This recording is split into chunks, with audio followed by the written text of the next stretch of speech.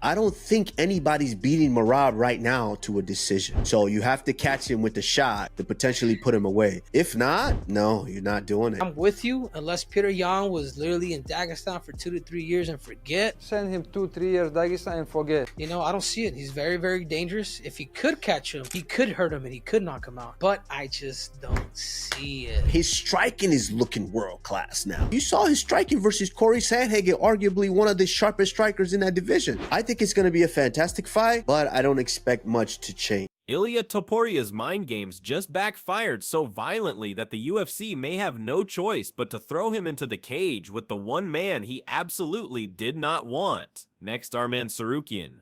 Topuria thought he could humiliate Tsarukyan by calling him a timid little bird, but that single line detonated into a full-blown crisis within hours, and what happened off camera is 10 times uglier than what fans saw on fight night.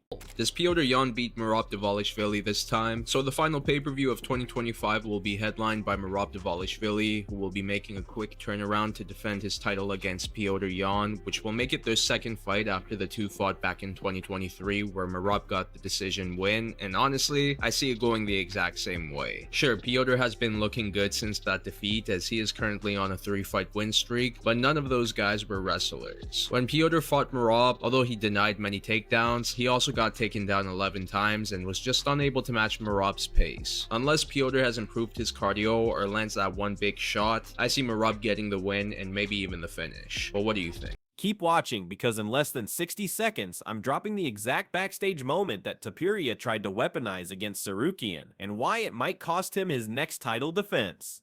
It all kicked off during UFC Qatar weekend, where both men were in the same building but for totally different missions, and the energy instantly felt like two storms building toward impact.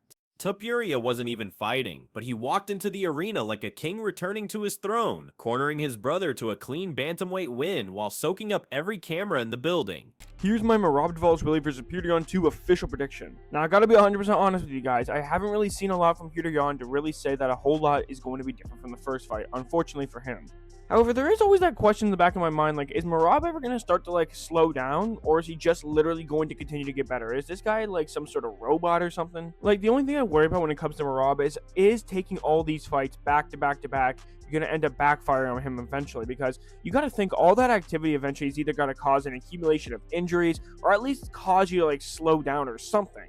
But the thing is, even if Merab comes into this fight and he has some sort of injury or something, I still favor him to beat Petr Yan. Petr Yan is just such a slow starter. He just really does not get going. Merab's going to be on him constantly shooting takedowns, offsetting the rhythm, not allowing Petr Yan to essentially get going in the first place. So Merab's 100% going to win this fight by way of decision. And it's crazy too, because like Petr Yan has all the skill in the world to beat someone like Merab. He has elite takedown defense, very good takedowns himself, definitely the better striker of the two. It's just that he doesn't really get going quick enough for it to really matter, to be honest. But if I'm in Petr Yan's corner, I'm telling him leg kicks and lots of body shots. Don't even bother trying to headhunt, because Merab's just going to duck under those and try to shoot for takedowns. Body shots and leg kicks are going to be the way to go.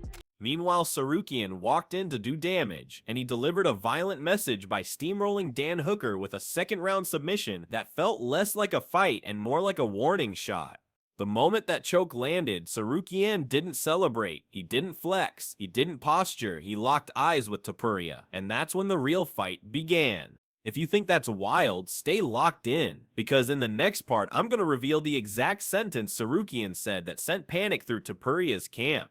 Instead of staying quiet, Tsarukyan grabbed the spotlight and turned it into a megaphone, telling the world he was ready to fight Topuria as early as January and accusing the champion of ducking him while standing 10 feet away. The only way I see Yan beating him is Merab's getting confident in his hands. You know, he damn near knocked out Corey Sandhagen, but he's punching more. He did it with Umar too, where he was, you know, kind of throwing some more combos, and he did it with Corey. Peter's someone you got to be careful with, like keeping your chin up, because he'll capitalize. He's got such good counters. He's fast. He'll sit in the pocket. He'll trade. But Merab's just, I think his fight IQ is smarter than his regular IQ, and he's got a good fight IQ. So I think he's gonna go up. I don't think he's gonna necessarily sit and try to trade with him, but you never know. So ultimately, you're leaning towards Merab unless he kind of falls in love with the striking and gets caught. Yeah, that's pretty much what I'm thinking. I think he's the fighter of the year if he wins this fight. 4 title defenses in a calendar year is kind of crazy, right? How could you not be? I mean, who? Yeah, 100% fight of the year. That's super impressive. It's insane. His confidence kept growing in the post-fight press conference, where he admitted the UFC isn't just about fighting anymore, it's about being loud, being visible, and being undeniable. And Tsarukyan wasn't joking. He broke down exactly how he would beat Topuria, keeping range on the feet and then drowning him with pressure, and wrestling the second Topuria tried to trade power shots. He stressed it wasn't personal, just business, but even he knew this wasn't ending quietly, and oh man was he right.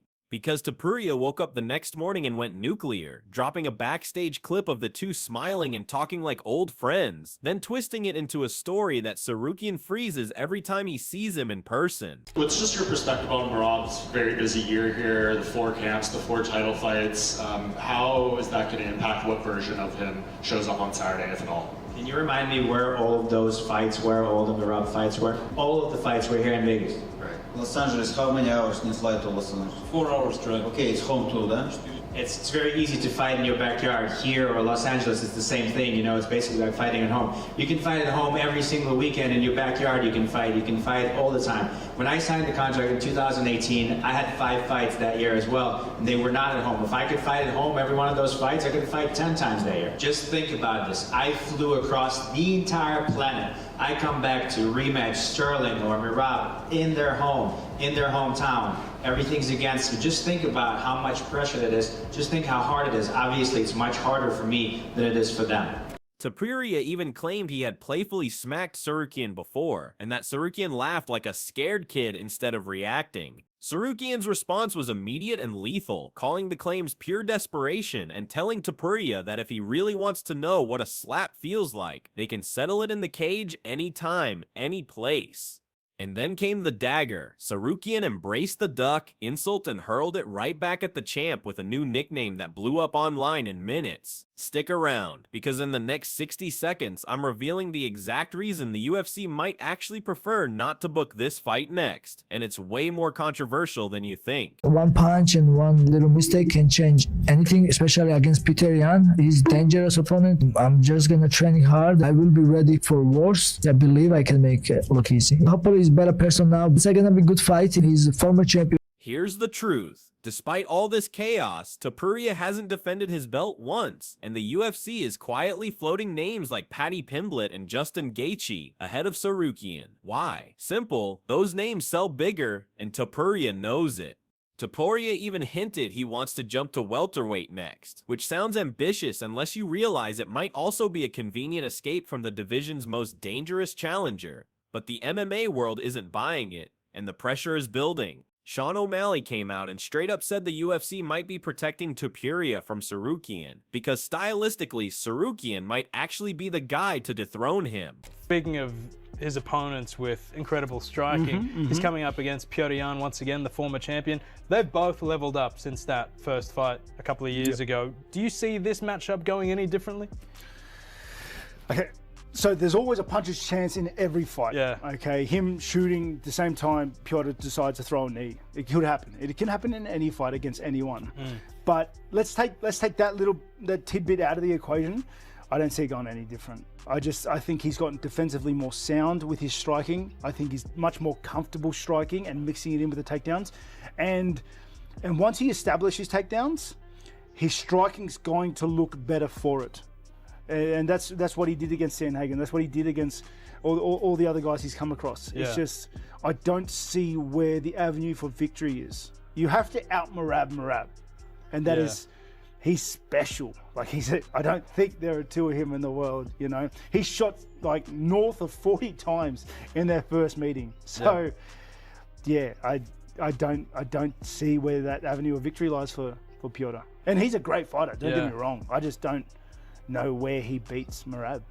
O'Malley didn't deny Topuria's knockout power, but he said Tsarukyan is the nightmare matchup nobody in the division wants to deal with.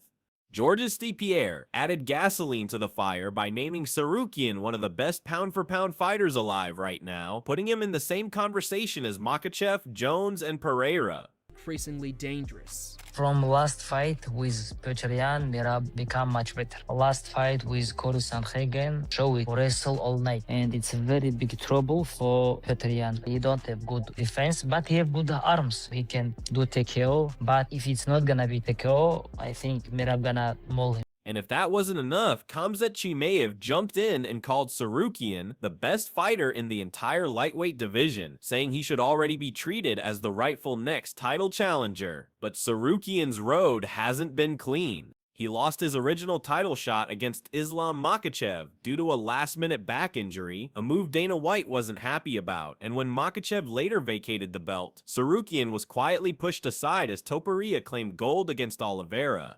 Now Topuria sits on the throne, chest out, chin high, convinced nobody in the division can touch him, and blasting Tsarukyan online only fuels that confidence. Yeah, I'm going with Merab, bro. Merab is just operating on a different level right now. The one out of everybody, out of all the champions right now that are just operating at a different level above their weight classes, I'd have to say Merab has probably got the biggest gap between him and his competition. I don't know. I'd say it's a tie between him, Pantoja, and Topuria. When Georgian boys came up and caught on, boy. I like Georgia. I need to go there. I'm gonna take a trip out there. I'm gonna pull up the guys. Meanwhile, Tsarukyan keeps doing what he does best, winning fights, calling out champions, and forcing the UFC to acknowledge the contender they've been trying to stall. If the UFC wants spectacle, Tsarukyan waits. If they want the rightful challenger, the fight is already written in blood. For fans. Yeah, this fight's good, but I think Merab gonna win again. Merab right now, on his level, I don't see nobody who gonna win him. For me, interesting if he fight with Pantoja, you know? Pantoja, the champion. I think it's gonna be interesting fight. I would like to watch Pantoja versus Merab. It's one fight like. Ayman Zahabi offered a more. And after everything that exploded in Qatar, the rivalry between Arman Tsarukyan and Ilia Topuria isn't hype, isn't build-up, and isn't speculation. It's the next war the MMA world is begging to witness. Yeah, I thought it was very interesting when Petr Yan mentioned that if you look back at the fight, he didn't use his right hand, and I hadn't noticed until he mentioned it. So we might see a completely different fight. We may, who knows? But I really love that matchup. I think it's going to be an action-packed fight.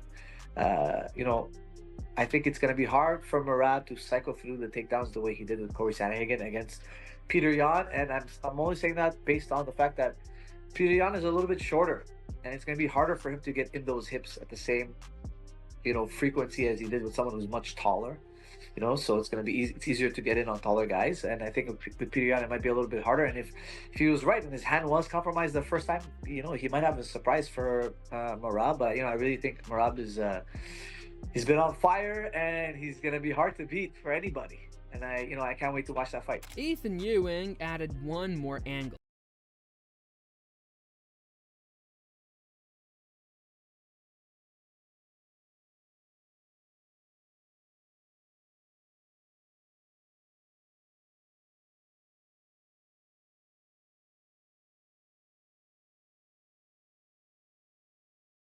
Slowing or being figured out yet.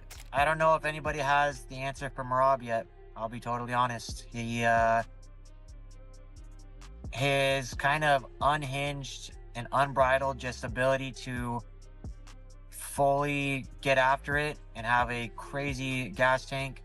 His wrestling abilities, he just poses such a threat that it would be very difficult for many people to shut that down. Now I know Petr Yan is a very talented fighter. He's got some of the dopest striking and boxing in the UFC. He has a fantastic ground game as well, so we'll see. We'll see where his preparation is. If he can shut down the grappling, then sky's the limit. I think Cory Sanhagen did a really good job of that. He just wasn't able to recapitalize when he was on the feet, so it's always hard. You always kind of get excited that somebody may be able to take the crown, but I don't think anybody has figured out Merab quite yet.